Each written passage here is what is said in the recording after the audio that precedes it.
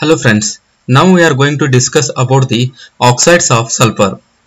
Oxides of sulfur are primary air pollutant.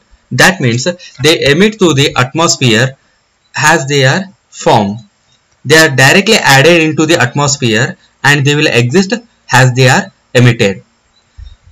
The most common oxides of sulfur is sulfur dioxide, and sulfur trioxide is formed in the atmosphere by the particulate matters present in the atmosphere. They catalyze the sulfur dioxide in the presence of oxygen and they will convert into sulfur trioxide. And one more sulfur containing gas is, that is the hydrogen sulfide. The sources of sulfur dioxide are, that is the chemical industries, metal smelting, oil refineries and volcano eruptions. In the chemical industries, large amount of poisonous gas are released into the atmosphere. Here, whatever the emitted gases are there, they are directly added into the atmosphere. Metal smelting means it is an extraction of metal from its ore. During that, we are going to burn the metal ores in order to extract the metal from its ore. That time, large amount of sulfur containing gases may release into the atmosphere. In the oil refineries, during the oil refine, if the petrol source is containing sulfur containing hydrocarbons, then it will release the large amount of sulfur dioxide into the atmosphere. Then volcano eruption. It is a natural source. When the volcano eruption will take place, large amount of sulfur containing gases are directly added into the atmosphere. Effect of oxides of sulfur. It will create the huge effect on the atmosphere, and also it is a poisonous gas. It will affect the animal as well as plant and human being also. The presence of this gas in the atmosphere cause cardiac respiratory problems. It will also causes the eye irritation, throat troubles, and it also causes the corrosion of metals also. Some effects of sulfur dioxide in the atmosphere on plant cells are, it will damage the chlorophyll element present in the leaves. So that the reduction in the chlorophyll element, it will reduces the photosynthesis of that leaf, and which will reduces the growth yield reduction also, and it inhibits the metabolism of that plant. Then one more important effect of sulfur dioxide added into the atmosphere is, that is the acid rain. Where sulfur dioxide is added into the atmosphere, it is going to react with atmospheric oxygen and it is converted into sulfur trioxide. This sulfur trioxide is going to react with moisture present in the atmosphere, and it will converted into the sulfuric acid. We know that the natural rain, whatever it is having, it is an acidic pH. Because of whatever the carbon dioxide present in the atmosphere, it is going to react with moisture and it is converting into the carbonic acid. Because of that, the rainwater pH will be in the range of 5 to 5.5. So that here, if the rainwater pH is existing in between 5 to 5.5, then it is a normal rainwater. If the pH is less than 5, then it is because of acid. Then it is going to call it as acid rain. That acid rain is due to this formation of sulfuric acid in the atmosphere. This formation of sulfuric acid in the atmosphere will take place due to the presence of sulfur dioxide present in the atmosphere. This sulfur dioxide is going to react with oxygen and it is going to give rise to sulfur trioxide. This sulfur trioxide is going to react with the moisture present in the atmosphere and it will form the sulfuric acid. This sulfuric acid will mix with the rainwater and it will reaches into the earth, so that as rainwater pH will be the less than 5. Acid rain can also have the damage effect on many objects including buildings, statues, monuments and cars.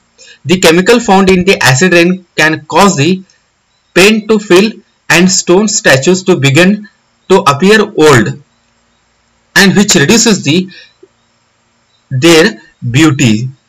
This is the main effect of sulfur dioxide that will be added into the atmosphere. Next, we are going to discuss about this acid rain will also causes the extremely harmful to forest. Acid rain that seeps into the ground can dissolve the nutrients such as magnesium, calcium that trees need to be healthy, so that it will dissolve the nutrients present in also land. The control of sulfur dioxide is the main source of sulfur dioxide is burning of the coal. That means in the thermal industries, by burning of the coals, we are going to generate the heat energy, and that heat energy is converted into the electrical energy. During that, large amount of sulfur dioxide is added into directly into the atmosphere. So in order to control the addition of sulfur dioxide into the atmosphere, before releasing that gas into the atmosphere, this must be passed through the slurry of limestone. When the sulfur dioxide is passed into the calcium carbonate solution, then it is going to give rise to calcium sulfide and carbon dioxide. Then this again calcium sulfide is oxidized with oxygen, and it is going to give rise to calcium sulfate. In this way, we can reduce the addition of sulfur dioxide into the atmosphere. Next, another one primary pollutant that we are going to discuss about it, that is the oxides of nitrogen. There are three types of oxides of nitrogen are present. They are nitric oxide, that is NO, nitrous oxide, that is N2O, and nitrogen dioxide, that is NO2.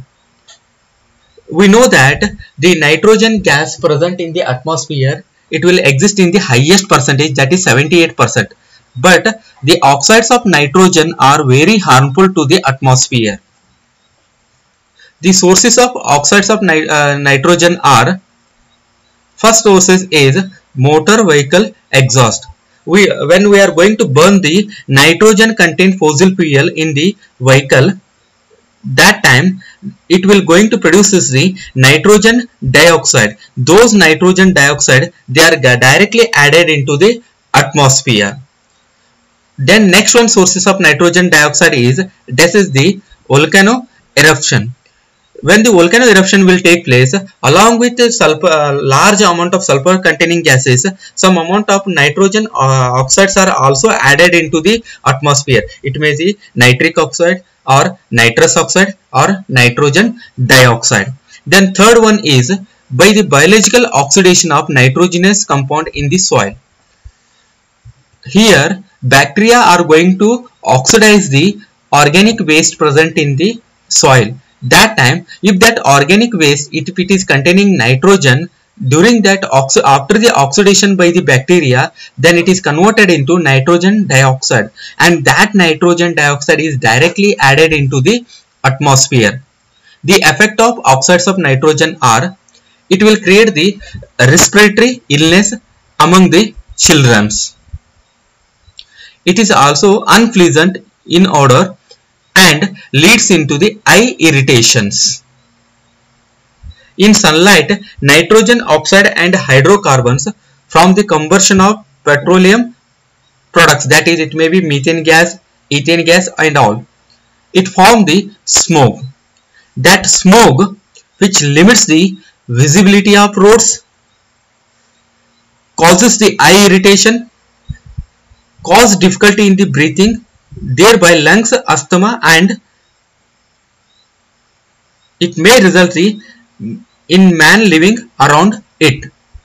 See, by the interaction of oxides of nitrogen with the hydrocarbon present in the atmosphere, it is going to form the smog.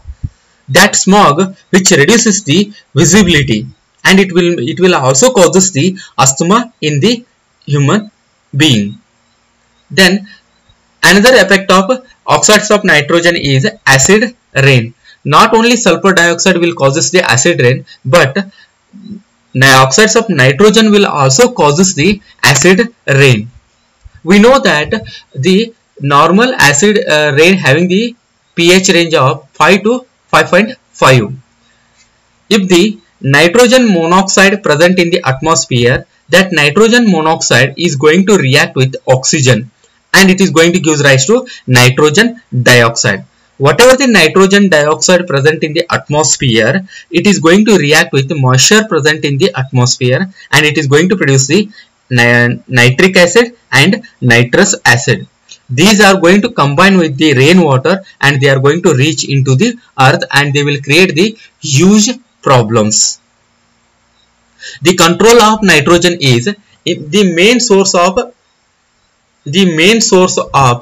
nitrogen oxides are, that is the burning of fossil fuel in the vehicles.